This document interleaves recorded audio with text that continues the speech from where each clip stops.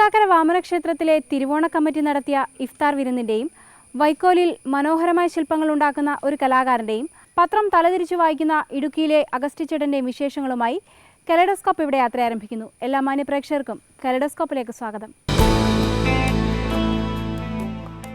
തൃക്കാക്കര വാമനക്ഷേത്രത്തിലെ തിരുവോണ കമ്മിറ്റി ഒരു ഇഫ്താർ സംഗമം സംഘടിപ്പിച്ചു.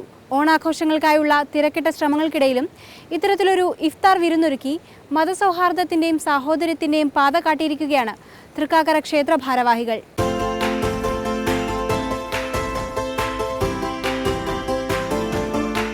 തൃക്കാക്കരയിലെ ഓണാഘോഷ കമ്മിറ്റി നടത്തിയ ഇഫ്താർ വിരുന്ന് മതസൗഹാർദ്ദത്തിന്റെ വേദിയായി. ഐക്യത്തിന്റെയും സാഹോദര്യത്തിന്റെയും മാതൃക കാട്ടിക്കൊണ്ട് തൃക്കാക്കര വാമന ക്ഷേത്രാങ്കണത്തിലാണ് ഇഫ്താർ സംഗമം നടന്നത്. ഇഫ്താർ സംഗമത്തിൽ മുസ്ലിം സഹോദരങ്ങളും തൊട്ടടുത്ത പള്ളിയിലെ കന്യാസ്ത്രീകളും ഉൾപ്പെടെ നിരവധി പേർ പങ്കെടുത്തു.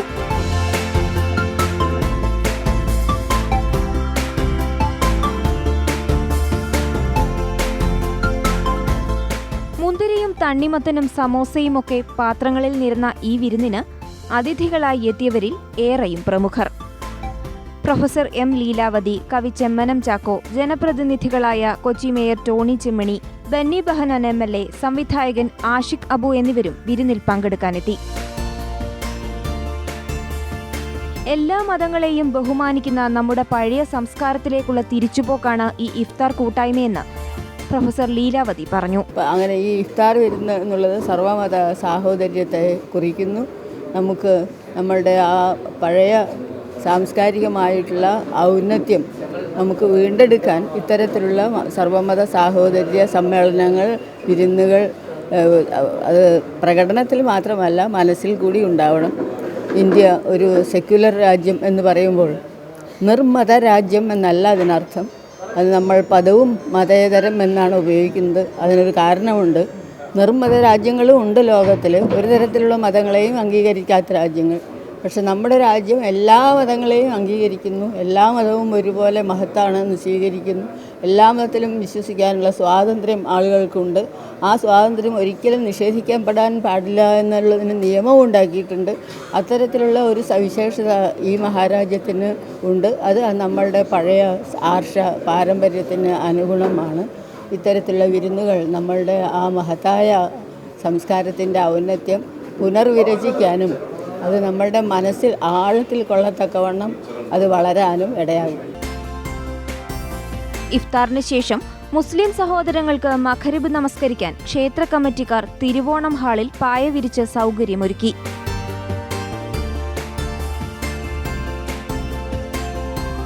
അങ്ങനെ ബാങ്ക് വിളിക്കും ദീപാരാധനയ്ക്കും ഒരുപോലെ വേദിയാകുകയായിരുന്നു തൃക്കാക്കര ക്ഷേത്രവും പരിസരവും. സ്നേഹവും സൗഹൃദവും പങ്കുവച്ച് സന്തോഷത്തോടെയാണ് ഇഫ്താർ വിരുന്നിനെത്തിയവർ പിരിഞ്ഞത്.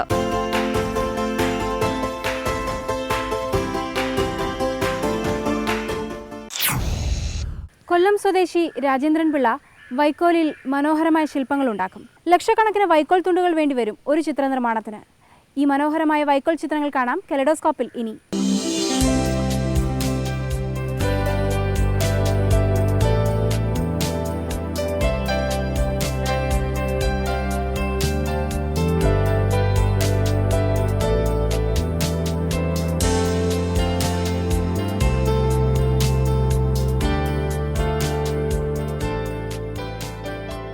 ഈ മനോഹര രൂപങ്ങൾ വൈക്കോലിലുണ്ടാക്കിയതാണ്. 35 വർഷമായി കൊല്ലം പെരിനാട് സ്വദേശി രാജേന്ദ്രൻ പിള്ള വൈക്കോൽ ചിത്രനിർമ്മാണം തുടങ്ങിയിട്ട്. കലാബോധവും കരവിരുതുമുള്ള ആറംഗ സംഘം ഇന്ന് രാജേന്ദ്രന്റെ കൂടെയുണ്ട് മനോഹരമായ ഈ വൈക്കോൽ ചിത്രങ്ങൾ ഉണ്ടാക്കാൻ. വൈക്കോൽ ചിത്രനിർമ്മാണം അറിയാമായിരുന്ന വിക്ടർ, നസ്രത്ത് പണ്ടാല എന്നിവർ ഈ കല ശിഷ്യൻ ക്രിസ്റ്റിയെ പഠിപ്പിച്ചു. ക്രിസ്റ്റിയിൽ നിന്നാണ് കുട്ടിക്കാലത്തെ നന്നായി ചിത്രം വരയ്ക്കുമായിരുന്ന രാജേന്ദ്രൻ ഈ കല പഠിച്ചത്. ഞാൻ സ്കൂൾ പഠിക്കുന്ന സമയത്ത് സ്കൂളിലെ ചുമരുകളിലും വീട്ടിലെ ചുമരുകളിലും അതുപോലെ പ്രധാനപ്പെട്ട എൻ്റെ ഒരു ക്യാൻവാസ് എന്ന് പറയുന്നത്, ഞാൻ സ്കൂളിലേക്ക് പോകുന്ന വഴിയിൽ ഒരു പഞ്ചായത്ത് കിണറുണ്ടായിരുന്നു. ഈ പഞ്ചായത്ത് കിണറിലൊക്കെ ചോക്കിലും പച്ചില കൊണ്ടുമൊക്കെ ചെറുതായിട്ട് ചിത്രങ്ങൾ വരച്ചിടുമായിരുന്നു. അപ്പോൾ അത് കണ്ട് പല ആൾക്കാരെ ശ്രദ്ധിക്കാൻ തുടങ്ങി. അതിനുശേഷം ഞാൻ SSLC കഴിഞ്ഞതിന് ശേഷമാണ് ക്രിസ്റ്റി ബോയ് എന്ന് പറയുന്ന വിക്ടർ ആശാൻ എന്ന് പറയുന്ന അദ്ദേഹത്തിൻ്റെ ശിഷ്യനായിട്ടുള്ള ക്രിസ്റ്റി ബോയെ പരിചയപ്പെട്ടതും അദ്ദേഹത്തിൻ്റെ കൂടെ ഈ വൈക്കോൽ ചിത്ര നിർമ്മാണം പഠിക്കുന്നതിന് വേണ്ടി പോവുകയും ചെയ്തത്. വൈക്കോൽ നെടുകെ മുറിച്ച് പലകമേൽ വെച്ച് പരത്തിയെടുക്കുന്നു. പിന്നീട് ആവശ്യാനുസരണം ആകൃതി വരുത്തി ചീന്തിയെടുക്കും. ഇങ്ങനെ ചീന്തിയെടുത്ത വൈക്കോൽ പ്രകൃതിദത്ത പശ വെച്ച് ഒട്ടിക്കുന്നു. നെല്ലോലകൾക്ക് സ്വർണ്ണ നിറം മാത്രമല്ല വിവിധ നിറങ്ങൾ ലഭിക്കുമെന്ന് ഈ ചിത്രങ്ങൾ സാക്ഷ്യപ്പെടുത്തുന്നു. അങ്ങനെയാണ് സുന്ദര രൂപങ്ങളായി വൈക്കോൽ രൂപാന്തരം പ്രാപിക്കുന്നത്.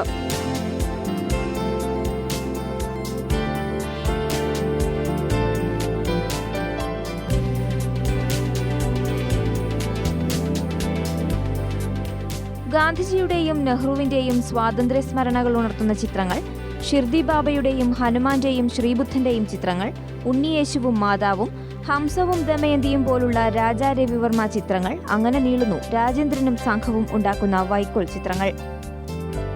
ചിത്രരചനയ്ക്ക് വ്യത്യസ്തമായ മാധ്യമം എന്നതാണ് ഈ ചിത്രങ്ങളുടെ പ്രത്യേകത. അപ്പോൾ എൻ്റെ ഒരു ആഗ്രഹവും അതുതന്നെയായിരുന്നു, ഒരു വ്യത്യസ്തമായ ഒരു മീഡിയത്തിൽ ചിത്രം ചെയ്യണം എന്നുള്ളൊരു വലിയൊരു ആഗ്രഹവും ചെറിയ പ്രായത്തിലുണ്ടായിരുന്നു. എന്തൊരു വ്യത്യസ്തത ചിത്രത്തിൽ ചെയ്യണമെന്ന്. അതുകൊണ്ടാണ് ഈ വൈക്കോൽ ചിത്ര നിർമ്മാണ മേഖലയിൽ ഞാൻ വന്നത്. വരച്ച ചിത്രങ്ങളിൽ ഏറ്റവും കൂടുതൽ അഭിമാനം നൽകിയത് ഡൽഹി മെട്രോ റെയിൽ കോർപ്പറേഷനു വേണ്ടി വരച്ച ചിത്രമാണ്. 8 അടി നീളവും 6 അടി വീതിയുമുള്ള ഈ ചിത്രം പൂർത്തിയാക്കാൻ 2.5 മാസമെടുത്തു. ഡൽഹി മെട്രോയ്ക്ക് വേണ്ടിയിട്ട് ഞാൻ ഒരു ചിത്രം ചെയ്തു. 6 അടി വീതിയും 8 അടി നീളവുമുള്ള ഒരു ചിത്രമായിരുന്നു. അതിനാണ് ഏറ്റവും കൂടുതൽ സമയം വേണ്ടി വന്നത്. അത് 2.5 മാസം എടുത്തു ആ ചിത്രം ചെയ്യാൻ. അത് മറൈൻ പ്ലൈവുഡിലായിട്ട് ഡയറക്റ്റ് ചെയ്യുകയായിരുന്നു. DMRCയുടെ ഓർഡർ അനുസരിച്ചാണ് അത് ചെയ്യേണ്ടി വന്നത്. ഏറ്റവും കൂടുതൽ അഭിമാനം തോന്നിയ നിമിഷം കേരളത്തെ പ്രതിനിധീകരിച്ച് വിദേശത്ത് ചിത്രപ്രദർശനം നടത്തിയപ്പോഴാണ്. ഞാൻ സ്വപ്നത്തിൽ പോലും വിചാരിച്ചതല്ല ഈ വൈക്കോൽ ചിത്രങ്ങളുമായിട്ട് എനിക്ക് വിദേശത്ത് എക്സിബിഷൻ നടത്താൻ.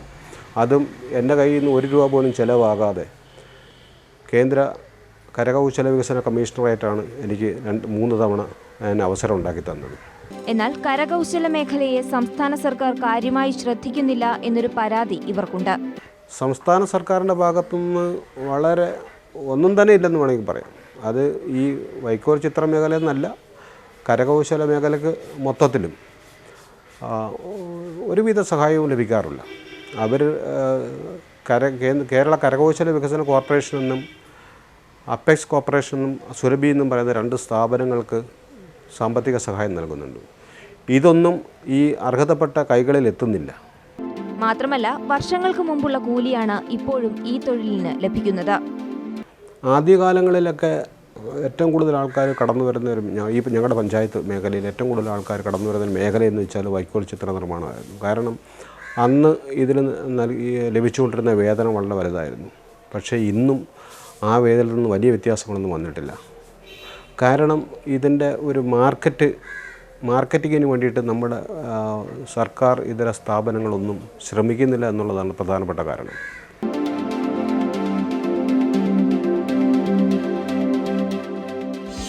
ഇന്ന് വിദേശത്ത് ചിത്രപ്രദർശനം നടത്തിയും കരകൗശല കോർപ്പറേഷനെയും കയറ്റുമതി വ്യവസായികളെയും സമീപിച്ചുമാണ് ഈ വൈക്കോൽ ചിത്രങ്ങൾക്ക് ആവശ്യമായ വിപണി കണ്ടെത്തുന്നത്. മാത്രമല്ല വ്യത്യസ്ത ക്യാൻവാസിൽ ഒരുക്കിയ ഈ കേരള തനിമയുള്ള ചിത്രങ്ങൾക്ക് വിദേശത്താണ് ഏറ്റവും കൂടുതൽ പ്രിയം. പാശ്ചാത്യർക്ക് ഇതിനോട് ഏറ്റവും കൂടുതൽ ആകർഷണം വരാൻ കാരണം എന്ന് വെച്ചാൽ ഈ വൈക്കോൽ എന്ന മീഡിയത്തിൽ ചിത്രം ചെയ്യുന്നവർ ആദ്യമായിട്ടാണ് കാണുന്നത്. 1, 2 ഓരോ ചിത്രം ചെയ്യുന്നതിനും ലക്ഷോപലക്ഷം വൈക്കോൽ കഷ്ണങ്ങൾ, തുണ്ടുകൾ പ്രകൃതിദത്തമായ പശ ഉപയോഗിച്ച് ഒട്ടിച്ചാണ് ചിത്രങ്ങൾ നിർമ്മിക്കുന്നത്. അതിന് ഒരു ചിത്രം ചെയ്യുന്നതിന് ഒരു ചിത്രത്തെ അപേക്ഷിച്ചിരിക്കും അതിൻ്റെ സമയമെടുക്കുന്നത്. കൂടുതൽ സമയമെടുത്ത് ചെയ്യുന്ന ചിത്രങ്ങൾക്ക് അവർക്ക് കൂടുതൽ താല്പര്യമാണ്.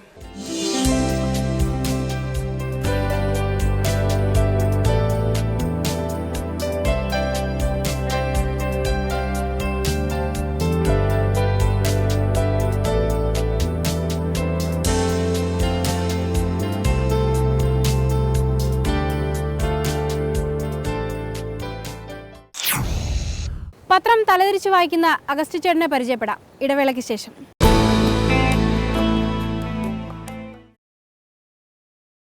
തലതിരിഞ്ഞവനെന്ന് വിളിച്ച് നമ്മൾ പലരെയും ആക്ഷേപിക്കാറുണ്ട്. പക്ഷേ ഇടുക്കി സ്വദേശി അഗസ്റ്റി ചേട്ടൻ അങ്ങനെയുള്ള ആളല്ല. ആള് നിഷ്കളങ്കനും ഗ്രാമീണനുമാണ്. അതുകൊണ്ട് തന്നെ ഈ തലതിരിഞ്ഞ ലോകത്ത് ജീവിക്കാൻ കുറച്ച് തലതിരിഞ്ഞ പ്രവർത്തികൾ ചെയ്യുന്നുവെന്ന് മാത്രം. അഗസ്റ്റി ചേട്ടൻ പത്രവും പുസ്തകങ്ങളും ഒക്കെ വായിക്കുന്നത് തലതിരിച്ചാണ്.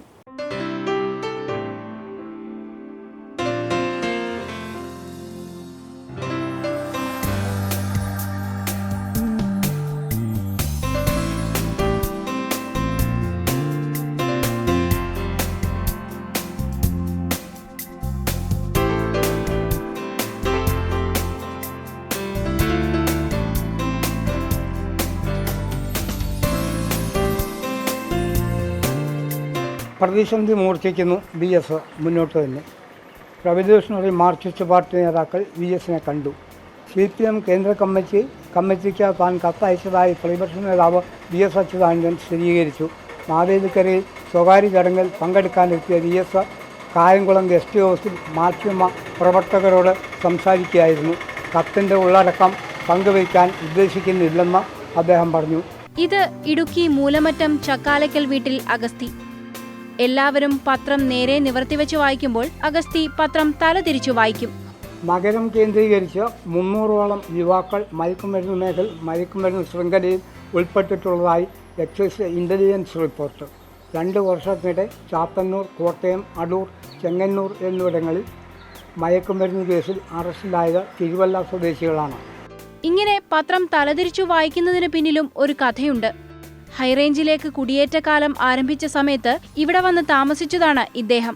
അന്ന് ഹൈറേഞ്ച് ഭാഗത്ത് പത്രങ്ങളും പത്രം വരുത്തുന്ന വീടുകളും അധികമില്ല. പത്രം വായിക്കണമെങ്കിൽ നാൽക്കവലയിലുള്ള ഏതെങ്കിലും പീടികയിൽ ചെല്ലണം. അക്ഷരാഭ്യാസമുള്ളവർ ഈ പത്രം ഉറക്ക വായിക്കും, ബാക്കിയുള്ളവർ കേട്ടിരിക്കും. അതായിരുന്നു പതിവ്. അന്ന് ഹൈറേഞ്ച് ഭാഗത്ത് അക്ഷരാഭ്യാസമുള്ള അപൂർവം പേരിൽ ഒരാളായിരുന്നു പഴയ 8ാം ക്ലാസ്സുകാരനായ അഗസ്തി. അങ്ങനെ പീടികയിൽ പത്രം വായിക്കുമ്പോൾ അക്ഷരാഭ്യാസമുള്ള ഒന്നിലധികം പേരുണ്ടെങ്കിൽ കുഴയും. എല്ലാവരും ഒരു പത്രത്തിനായി കടിപിടി കൂടും. ചിലർ പത്രത്താളുകൾ വീതിച്ചെടുത്ത് വായിക്കും. ഇത് സഹിക്കവയ്യാതെ അഗസ്തി ഒരു സൂത്രം കണ്ടുപിടിച്ചു. പത്രം തലതിരിച്ചു വായിക്കാം. അപ്പോൾ അടുത്തു നിൽക്കുന്ന ആരും കൂടെ വായിക്കില്ല. സാധാരണ ഞാൻ പത്രം വായിക്കാനിരുന്ന രാവിലെ വരുമ്പോൾ എവിടെയും ഒരു കടയുടെ മൂലയ്ക്ക് കടയിൽ നിന്ന് തന്നെ ഒരു പേപ്പർ ഷട്ടർ പൊക്കി പയ്യെ എടുത്തോ അതുകൊണ്ട് വായിക്കുക പതിവ്. അപ്പോൾ വായിക്കാനിരുന്ന് കഴിഞ്ഞാൽ ആൾക്കാരെ ഒരു തരത്തിലും സമ്മതിക്കില്ല. ഒരുത്തരം അകത്തേന്ന് വരാമെന്ന് ചോദിച്ചു വരും. ഒരുത്തനെ ലോട്ടറി നോക്കണം, പിന്നെ വേറെ ചരക്ക് വില അറിയാൻ. ഇങ്ങനെ ഓരോ തരത്തിലാക്കി കഴിയുമ്പോൾ ആകെ ശല്യമാകും. അത് കാരണം കൊണ്ട് വരുന്നവൻ ചെയ്യാനെങ്കിൽ നിന്നച്ച് പൊക്കോട്ടെന്ന് കണക്കാക്കി ഞാൻ ഈ ഭിത്തിയെ ചാരി ഇരുന്നുകൊണ്ട് നേരെ തിരിച്ച് അങ്ങോട്ട് പിടിക്കും, അല്ലെങ്കിൽ പുറകെ വന്ന് വയ്ക്കും. അല്ലെങ്കിൽ ഭിത്തിയെ ചാരി നിന്നില്ലെങ്കിൽ പുറകെ വന്ന് വയ്ക്കും. ഞാൻ ഭിത്തിയെ ചാരി ഇങ്ങനെ ചാഞ്ഞിരുന്ന് വായിക്കും. കുറച്ചു നേരം നിന്നച്ച് പോകും, പിന്നെ എനിക്ക് വായിക്കാം. റബ്ബർ കടയിലെ ചുമടെടുപ്പ് പണിക്കിടയിലും ലോകകാര്യങ്ങൾ അറിയാൻ അത്യധികം ഔത്സുക്യമുണ്ട് അഗസ്തിക്ക്. അതുകൊണ്ട് 3 പത്രമെങ്കിലും ദിവസേന വായിക്കും. മനോരമ, മാതൃഭൂമി, മംഗളം, 3 പത്രം ഏതായാലും വായിക്കും. ഇംഗ്ലീഷ് ചെറിയ പരസ്യങ്ങളൊക്കെ വായിക്കാം. എന്നാൽ വേദപുസ്തകത്തിന്റെ കാര്യത്തിൽ മാത്രം ഈ തലതിരിവില്ല. ബൈബിളിനെ അങ്ങനെയങ്ങ് കളിയാക്കാൻ പറ്റുമോ എന്നാണ് ഇദ്ദേഹം ചോദിക്കുന്നത്. ബൈബിൾ മാത്രം വായിച്ചാൽ അതൊരു കളിയാക്കിൻ്റെ ഇതായിട്ട് വരുമല്ലോ. നമ്മൾ വിശ്വസിക്കുന്ന മതത്തിൻ്റെ പുസ്തകം അത് പിന്നെ തലതിരിച്ച് വായിക്കാൻ ആരെയും കണ്ടു കഴിഞ്ഞാൽ തന്നെ ഒരു മനസ്സിന് അനുവദിക്കുക അങ്ങനെ വായിക്കുക. ഇന്ന് മൂലമറ്റത്ത് അഗസ്തിയെ അറിയാത്തവർ ആരുമില്ല. അങ്ങനെ ആരെങ്കിലും ഉണ്ടെങ്കിൽ അഗസ്തിയുടെ ഈ തലതിരിഞ്ഞ പത്രം വായന കണ്ട് ആദ്യമൊന്ന് അന്തം വിടും. പിന്നെ ഇയാൾക്കെന്താ വട്ടാണോ എന്ന് സംശയിക്കും. പക്ഷേ അതൊന്നും അഗസ്തിയുടെ ഈ തലതിരിഞ്ഞ വായനയ്ക്ക് തടസ്സമാകില്ല. എന്നാളൊരു 2-3 പിള്ളേർ സ്കൂളിൽ പഠിക്കുന്ന പിള്ളേരാണ്. അവർ വന്ന് ഒരുത്തം പറഞ്ഞു പോയേക്കാവളാന്ന് പറഞ്ഞു. ഞാൻ പറഞ്ഞു ഞാൻ നിന്നോട് പറഞ്ഞില്ലേ കവല കഴിഞ്ഞ് ഇങ്ങോട്ട് പോരണ്ട, ഈ സൈസൊക്കെ കാണുള്ളൂ. ഈ പത്രം തിരിച്ച് പിടിച്ചിരിക്കുന്നത് കണ്ടിട്ട് എനിക്ക് വട്ടാന്നാണ് ഇവന്മാർ ഇത് എഴുതുന്നത്. കേട്ടാൽ ഞാൻ തിരിച്ചു നമ്മൾ വട്ടം പോലെ മക്കളെ ഇതൊക്കെ പഠിക്കുന്നതിൻ്റെ ഉള്ളൂ. പിന്നെ അവന്മാർ കൂട്ടായി. പത്രത്തിനു വേണ്ടിയുള്ള ആളുകളുടെ കടിപിടിയിൽ നിന്ന് തുടങ്ങിയതാണ് തലതിരിച്ചുള്ള ഈ പത്രം വായനയെങ്കിലും ഇന്നിതിന്റെ ആവശ്യമില്ലെന്ന് അഗസ്തി പറയുന്നു. കാരണം ടിവിയുടെയും വാർത്താ ചാനലുകളുടെയും കടന്നുവരവ് പത്രവായനയെ ഒട്ടൊന്ന് ക്ഷീണിപ്പിച്ചിട്ടുണ്ട്. ഇപ്പം ഇഷ്ടം പോലെ ചീതിയൊക്കെ ആയതുകൊണ്ട് മറ്റൊരു പത്രം വരാൻ കാത്തിരിക്കില്ലേ. നേരം വെളുത്ത് രാവിലെ പത്രം കിട്ടാൻ വേണ്ടി കാത്തിരിക്കുന്നവരുണ്ട്. അതും പേപ്പർ വെട്ടാൻ നിവൃത്തിയില്ലാത്തവരും കടയിലോട്ട് രാവിലെ വരും വായിക്കാൻ വേണ്ടി. അത് ചായകുടിയാണ്, ചായക്കടയാണെങ്കിൽ ചായകുടിയും കഴിഞ്ഞ് അന്നേരം എല്ലാവരും കൂടി വായിക്കുന്ന ഒരു ഇതുണ്ട്. ഇന്നിപ്പോൾ അതിൻ്റെ ആവശ്യമില്ല. ഇന്നിപ്പം പത്രം വായിക്കുന്നവർ തന്നെ കുറവാണ്. തലതിരിച്ചുള്ള വായന മാത്രമല്ല, അഗസ്തിയുടെ എഴുത്തും തലതിരിച്ചാണ്.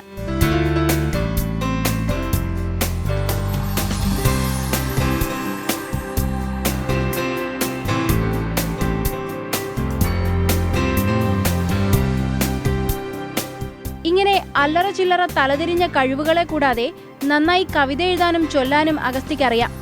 ഇന്നും പ്രതിധ്വനിക്കുന്നിവൻ ഓർമ്മയിൽ പാതവക്കത്തെ മരത്തിൻ കരിനിഴൽ പ്രേതം കണക്കെ ക്ഷണത്താൽ വളരവേ എത്രയും പേടി ചരണ്ട ചല ശുഷ്കപത്രങ്ങൾ മോഹം കലർന്നു പതിക്കവേ തൻ പിതാവിൻ ശവപ്പെട്ടിന്മേൽ ചുംബിച്ച് കമ്പിതഗാത്രിയായി അന്തി മൂർച്ഛിക്കവേ ജീവിതം പോലെ രണ്ടറ്റവും കാണാത്തോ ആ വഴിയെങ്കിൽ തനിച്ച് ഞാൻ നിന്നുപോയി. തലതിരിഞ്ഞ ഈ ലോകത്തിൽ ഇങ്ങനെ തലതിരിഞ്ഞ പ്രവർത്തികൾ ചെയ്തില്ലെങ്കിൽ എങ്ങനെ പിടിച്ചു നിൽക്കും എന്നാണ് അഗസ്ത്യ ചോദിക്കുന്നത്.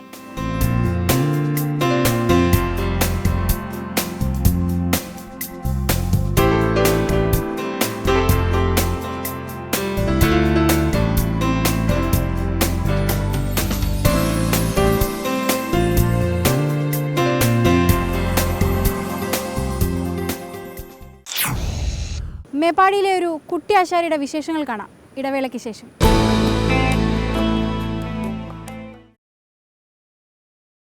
തച്ചുശാസ്ത്രത്തിന്റെ കണക്കുകൾ തെറ്റാതെ ആശാരിപ്പണിയിൽ വൈഭവം പ്രകടിപ്പിക്കുന്ന ഒരു കുട്ടി ആശാരിയെ പരിചയപ്പെടാം.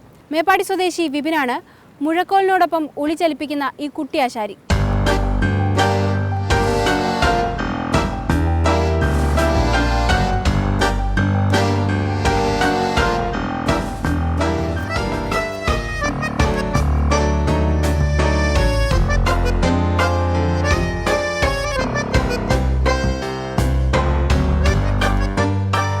മരപ്പണിയും കൊത്തുപണിയുമെല്ലാം പൊതുവെ ഗുരുവായ പിതാവിൽ നിന്നോ മൂത്താശാരിയിൽ നിന്നോ ആണ് പുതിയ തലമുറ പഠിച്ചെടുക്കുക.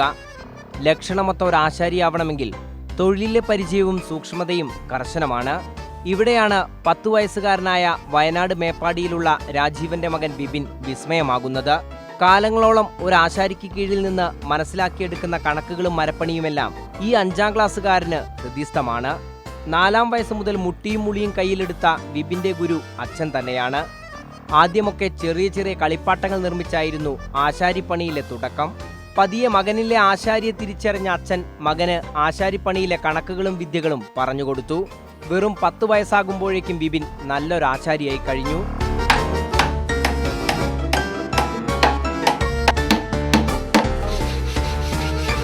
ചെറുപ്പം മുതലേ ഒരു താല്പര്യം ഉണ്ടായിരുന്നു പണിയിനോട്.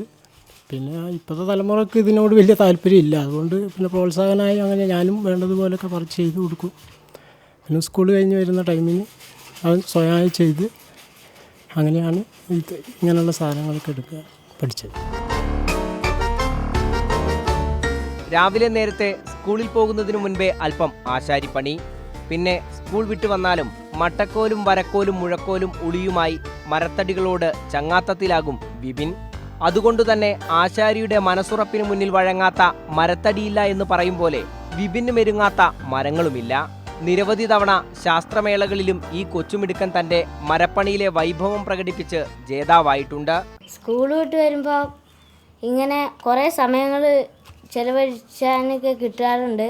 അപ്പോൾ ഞാൻ ഇവിടെയുള്ള കഷ്ണങ്ങളൊക്കെ ഉപയോഗിച്ചാണ് ഇങ്ങനെ ഓരോന്നും പഠിക്കാൻ തുടങ്ങിയത്. പപ്പ രാത്രി വരുമ്പോൾ ഓരോന്നുണ്ടാക്കുമ്പോൾ ഞാനത് കണ്ടൊക്കെയാണ് വലിയ കസാരയൊക്കെ ഉണ്ടാക്കാൻ പഠിച്ചത്.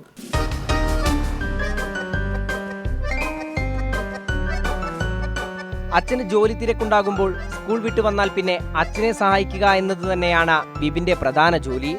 ഒരു വീട്ടിലേക്ക് വേണ്ട മേശ, കസേര എന്നു വേണ്ട ഒരുവിധം എല്ലാ ഉപകരണങ്ങളും ഉണ്ടാക്കാൻ ബിബിന് നന്നായി അറിയാം. കുലത്തൊഴിലിലേക്ക് വരാൻ പുതിയ തലമുറ മടി കാണിക്കുന്ന പുതിയ കാലത്ത് വിപിൻ ഇവരിൽ നിന്നും വേറിട്ട് നിൽക്കുകയാണ്. തന്റെ പഠനത്തിനൊപ്പം തന്നെ ആത്മാഭിമാനത്തോടെ കുലത്തൊഴിലും സ്വായത്തമാക്കി കഴിഞ്ഞു ഈ കുട്ടി ആശാരി. സ്വന്തം വീട്ടിലെ ഉപകരണങ്ങൾ പോലും വിപിൻ ഇങ്ങനെ നിർമ്മിച്ചു നൽകിയതാണ്. തന്റെ ഈ ചെറുപ്രായത്തിൽ തന്നെ തച്ചുശാസ്ത്രത്തിൽ പ്രാവീണ്യം പ്രകടിപ്പിക്കുന്ന വിപിൻ പുതുതലമുറയ്ക്കൊരു മാതൃക കൂടിയാണ്.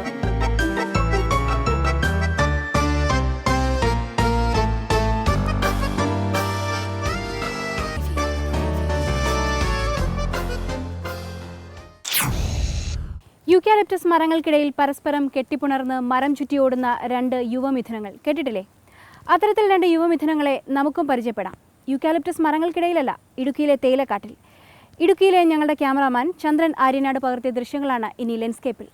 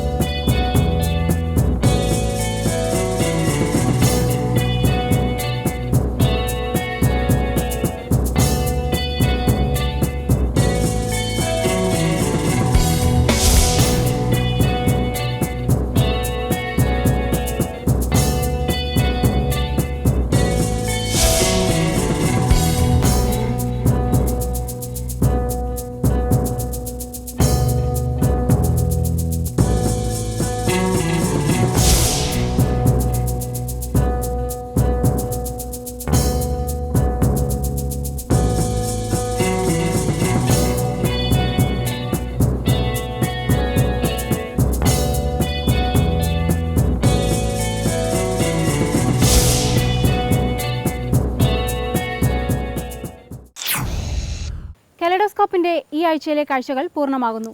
പുതുക്കാഴ്ചകളും പുതുവിശേഷങ്ങളുമായി വീണ്ടും അടുത്ത ആഴ്ച കാണാം. നമുക്ക് ചുറ്റും കാഴ്ചകൾ ചിതറിക്കിടക്കുകയാണ്. അങ്ങനെ ചിതറിക്കിടക്കുന്ന കാഴ്ചകൾ കെലഡോസ്കോപ്പിനെ അറിയിക്കേണ്ട വിലാസം: the producer, kaleidoscope, India vision, ടുട്ടൂസ് tower, Padivattom, Cochin. Phone number 9447498601.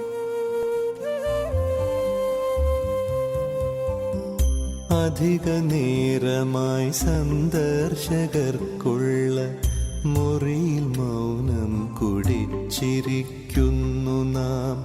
അധിക നേരമായി സന്ദർശകർക്കുള്ള മുറിയിൽ മൗനം കുടിച്ചിരിക്കുന്നു നാം. ജനലിനപ്പുറം ജീവിതം പോലെ പകൽ വെളിച്ചം പൊലിഞ്ഞു പോകുന്നതും